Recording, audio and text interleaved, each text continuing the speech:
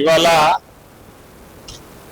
కేంద్రీయ విద్యాలయం యొక్క foundation stone Telangana Janata party ప్రజలకు, జగిత్యాల జిల్లా ప్రజలకు కన్వీనియంట్ గా ఉంటది day scholar school, prestigious day scholar school అని ఫస్ట్ నుంచి ఎక్కడైతే కావాలని మా డిమాండ్ ఉందో అక్కడనే రాష్ట్ర ప్రభుత్వం మా కొట్లాటకి తల ఒక్కి సరెండర్ అయి అక్కడనే పెట్టింది. ఈ ఫౌండేషన్ స్టోన్ ప్రొసీజర్ కేంద్రీయ విద్యాలయంలో ఉండదు. జాగి ఇవ్వాలి, వాళ్ళు టకటక కడతారు, ఇనాగ్రేషన్ మా హెచ్ఆర్డి మినిస్టర్ వస్తాడు, లేదా లోకల్ ఎంపీ వచ్చి వేస్తాడు. నేను ఆల్రెడీ 2 చేసినాడు, 2 కేంద్రీయ విద్యాలయాలు ఆల్రెడీ ఇనాగ్రేషన్ అయిపోయినాయి నా నియోజకవర్గం. ఈ 3వ కూడా నేనే చేస్తా. మరి మ్యాంగో ట్రేడింగ్ మార్కెట్ కాడ రైతులే అదే ట్రేడర్లే కదా. ఎన్ని ఎకరాలు ఇచ్చిందమ్మా? 20 ఎకరాల ఇదే జాగానా ఇవాళ ఉంటుంది. 25 ఎకరాలు ట్రేడర్లకు ఇస్తానికి ఏం వేసుకపోయినావా? మోస్ట్ థర్డ్ రేటెడ్ ఎమ్మెల్యే ఉన్నాడంటే తెలంగాణలో బీఆర్ఎస్ ఎమ్మెల్యే సంజయ్ కుమార్ ఉన్నాడు. కాంగ్రెస్ వాళ్ళకి దిమాగ్ లేదు. ఆయన ఎన్నటికీ కాంగ్రెస్ వాడు కాడు. జీవన్ రెడ్డి నిలబొట్టుకుంటు.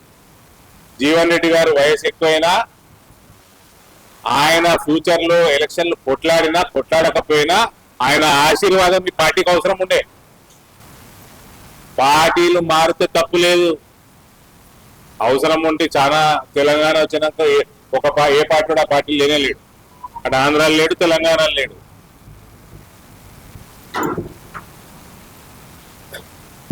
కానీ పార్టీ మారితే మూలమే పుట్టినాం కదా, రిజైన్ చేసి పోవాలి. రిజైన్ చేసి పోయి కొట్లాడుకొని తెచ్చుకోవాలి. సో నీకే నువ్వేం సూక్తులు చెప్తావా? నీకే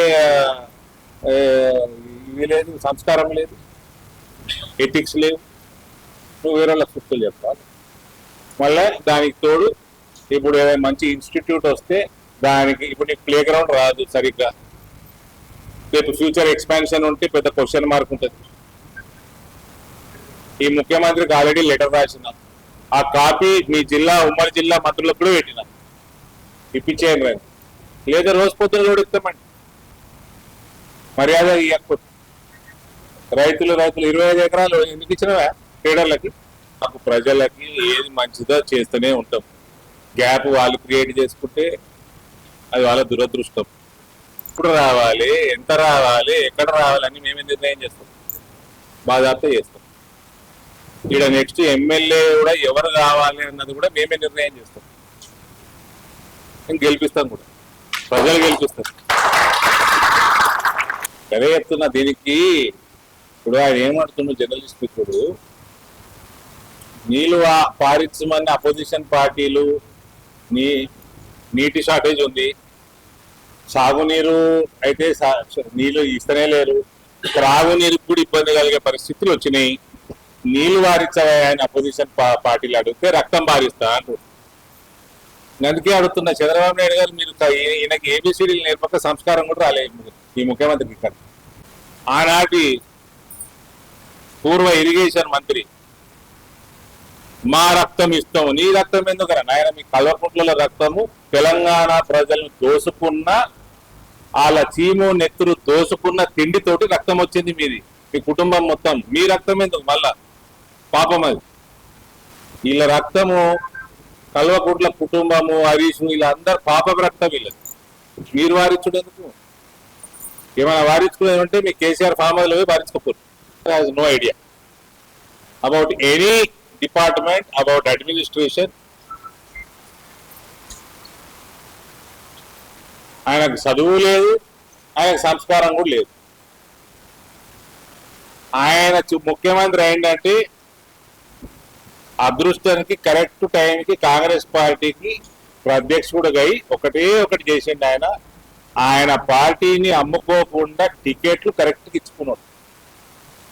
ప్రజలు గదముక్కొని ఓడగొట్టాలనుకున్నారు, ఓడగొట్టిండ్రు. ఆల్టర్నేట్ గా ఈయన టికెట్ సరిగ్గించుకొని అయ్యిండు. అదొకటే. ఇక దానికంటే అవతల ఇవతల ఏ మంచి పని చేసింది లేదు. అది అబద్ధాలు చెప్పాడు. మేనిఫెస్టో మొత్తం పుట్టాడు అబద్ధాలు. కాంగ్రెస్ మేనిఫెస్టో. కేంద్రీయ విద్యాలయం వచ్చింది. జాగా ఎట్లా అయ్యాలి? ఎవడయ్యే జాగా? ప్రజల జాగా, భారతదేశం జాగా. అన్ని జిల్లాలు అన్ని రాష్ట్రాలు ఇస్తారు, మీరు కూడా ఇవ్వాలి. కేంద్రీయ విద్యాలయం రేపు చాలు అవుతుంది, 2 నెలలకు కంప్లీట్ అవుతుంది, మీకు అందుబాటులోకి వస్తుంది. ఆ మొత్తం ప్రాసెస్లో భూమి పూజ కార్యక్రమమే లేదు. ఈ లేదు మేము చెప్తున్నాం, మేము చేసినాం అని స్టేట్ గవర్నమెంట్ వాళ్ళు చేస్తామంటే సరే అని నేను 200 కిలోమీటర్లు పొద్దున్న లేచి సండే నాడు వచ్చాను. వచ్చినందుకు 10 ఎకరాలు ఇస్తారేమో అనుకున్నాను. ఏది ఇలా జేబులకి ఇచ్చినట్టు. అది కూడా తెచ్చుకుంటాము. 10 ఎకరాలు జగిత్యాల ప్రజలకు మా హామీ. आज नहीं तो कल पक्का 10 ఎకర్ होता కేంద్రీయ విద్యాలయం. మొన్న చేసిన కామెంట్స్ కి నేను తక్షణమే ప్రెస్ నోట్ రిలీజ్ చేశాను. దాని మీద పూర్తి ఎంక్వైరీకి, అవసరం ఉంటే సిబిఐ ఎంక్వైరీకి రేవంత్ ఇమీడియట్ గా పెట్టాలి. బీఆర్ఎస్ పార్టీలో ఉన్న 1400 కోట్లు మొత్తం క్విట్ ప్రోకో అన్నది. అదేదో ఏం సంస్థ అది, ఆయన జొన్నవాడ ఫామ్ హౌస్ తీసుకొని ఏదో ఇచ్చిండు జాగా ట్యాంక్ బండ్ దగ్గర. ప్రదీప్ కన్స్ట్రక్షన్స్ అట. ఇంకేదో 100% కుటుంబ సభ్యురాలు. అడ్మినిస్ట్రేషన్ లో ఆయన కేసీఆర్ ఎన్నాడు సెక్రటరియట్ రాలే, కేసీఆర్ ఎన్నాడు అసెంబ్లీకి రాలే. అడ్మినిస్ట్రేషన్ అంతా ఇంట్లోకి నడిచింది. ఆయన ఇంట్లో మెంబరు, ఆమె మెంబర్ ఆఫ్ పార్లమెంట్ ఉండే, తర్వాత ఎమ్మెల్సీ ఉండే, ఆమెకు అన్ని తెలుసు. కాబట్టి అది 99.9% కరెక్ట్ అయినట్టు నా లెక్క ప్రకారం. తక్షణమే సిబిఐకి అప్పచెప్పండి, అది ఏందో తెలుస్తారు. కేటీఆర్ సప్పుడు చేయడా? ఈ హరీష్ రక్తాలు వారుస్తా అంటూ నిజాలు వారించు చాలు. మీ మరదలు చెప్పిన ఆరోపణలకి నిజం చెప్పవా? నీ రక్తం ఓడుకోవాలి, దిక్కుమాల రక్తం. బీఆర్ఎస్ పార్టీ దగ్గర బాగా ప్రజలు దోసుకున్న సొమ్మున్నది. ఆ సోషల్ మీడియా మేనేజ్ చేసుకుంటారు. ఆ సంస్థని ఈ సంస్థని ఏజెన్సీలను పెట్టుకొని హల్చల్ చేయగలుగుతారు. కానీ వాళ్ళకి క్రెడిబిలిటీ ప్రజలలో తీసుకున్నా వాళ్ళు ఎన్నడూ కూడా మళ్ళీ రివైవ్ కారు. వాళ్ళు చెప్పాల్సిన జవాబులు కోకొల్లలున్నాయి. ఒక్క జవాబు చెప్తలేరు. Biggest disappointment is Revanth. ముఖ్యమంత్రి అడ్మినిస్ట్రేషన్ అమ్ముకుంటున్నాడు, యాక్షన్ తీసుకుంటలేడు. నీకు అంత పెద్ద కమిషన్ వేసుకున్నావు. ఏం కమిషన్? కాళేశ్వరం వేసుకున్నా, ఘోష్ వేసుకున్నావు. రిపోర్ట్ ఇచ్చినాక నువ్వు యాక్షన్ ఎందుకు తీసుకుంటలేవు? రేవంత్ కి ఎక్స్టార్షన్ తప్ప అడ్మినిస్ట్రేషన్ రాదు, ఏం రాదు. ఎక్స్టార్షన్ తప్ప. సార్ మాది జాతీయ పార్టీ, మా బలం మా భావాజాలం, నేను చాలాసార్లు పొలిటికల్ ఆన్సర్ కూడా ఇచ్చిన. We have Modi, we have voter with us. ఈ రెండింటిని కలిపే బాధ్యత ఇక్కడ పార్టీది. దాంట్లో భాగం పార్టీ యొక్క యాక్టివిటీస్. 80% పార్టీ యొక్క క్యాండిడేట్. ఆ కనెక్టింగ్ చేసే బ్రిడ్జ్ కార్యక్రమం బీజేపీ తెలంగాణ చేసుకుంటే చాలు. Voter is ready, leader is an established leader. Is no more BJP leader or India, is a global leader.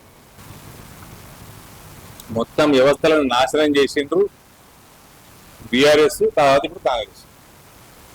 నాశనం చేసే ప్రక్రియలో అప్పుడు అటు నోడు ఎమ్మెల్యే, ఇప్పుడేమో ఇటు నాకు.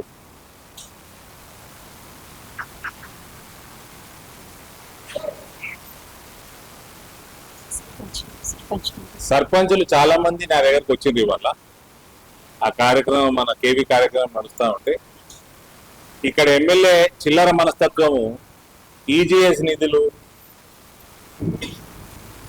బీజేపీ తరఫున ఉన్నోళ్ళు కానీ కాంగ్రెస్ వ్యతిరేక సర్పంచులు ఉన్నోళ్ళు కానీ ఆ గ్రామాలకి కేటాయిస్తలేడండి కావాల్సుకొని.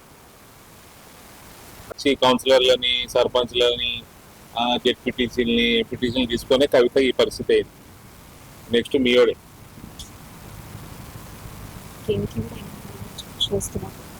అన్నీ అబద్ధాలే ఆడ.